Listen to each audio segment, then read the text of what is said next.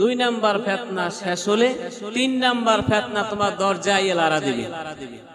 এই ফিতনাগুলো আস্তে আস্তে তোমার সমাজের মধ্যে সৃষ্টি হবে, পরিবেশ আচ্ছন্ন হবে, পরিবেশ অন্ধকার যুগের মতন হয়ে যাবে। আর এই ফিতনাগুলো শুধু সমাজে না, এলাকার মধ্যে না, এই ফিতনা তোমার ঘরেও সৃষ্টি হবে। এই ফিতনা থেকে আল্লাহ নবী করিম সাল্লাল্লাহু আলাইহি সাল্লাম বললেন, সাতাকুনা ফিতানু কাকিতাইল লাইলিল মুজলিম। আর এই ফিতনা এমন একটা জিনিস, রাতের আধারে মানুষ যেরকম রাস্তা খুঁজে পায় না, রাতের আধারে মানুষ যেরকম রাস্তা খুঁজে পায় না, কোন পথে যাবে, অন্ধকার, লাইট নাই, লাইট ছাড়া কোন রাস্তা খুঁজে পাওয়া সম্ভব নয়।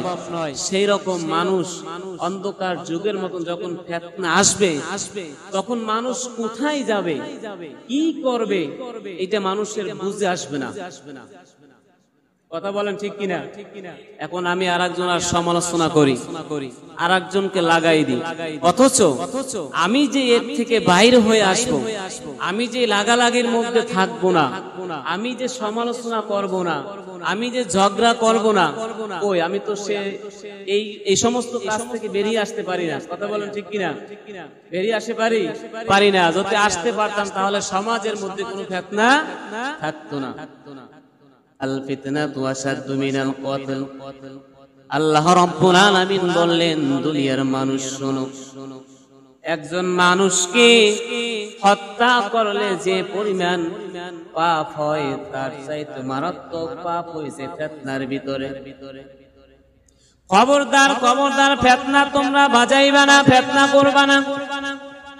ফিতনা থেকে বাঁচার দোয়া নবী করিম সাল্লাল্লাহু আলাইহি সাল্লাম বললেন, আমি প্রতিদিন এই দোয়াটা পাঠ করতাম, আল্লাহুম্মা ইন্নী আউযু বিকা মিনাল ফিতান মা যাহারা মিনহা ওয়া মা বাতান। হে আল্লাহ, আমি ফিতনা ফাসাদ থেকে, ভবিষ্যতে যেন ফিতনা ফাসাদের মধ্যে আমি লিপ্ত না হই, আমি আপনার কাছে পানা চাই। মা যাহারা মিনহা ওয়া মা বাতান, জাহিরি ফিতনা থেকেও আমি বাঁচতে চাই, গোপনের বাতিনি ফিতনা থেকেও আমি বাঁচতে চাই। আল্লাহ রাব্বুল আলামিন আমাকে ফিতনা থেকে বাঁচাই দাও। জোরে বলুন সুবহানাল্লাহ। আল্লাহ, আমি প্রকাশ্যে ফিতনা থেকেও বাঁচতে চাই এবং গোপনের ফিতনা থেকেও বাঁচতে চাই।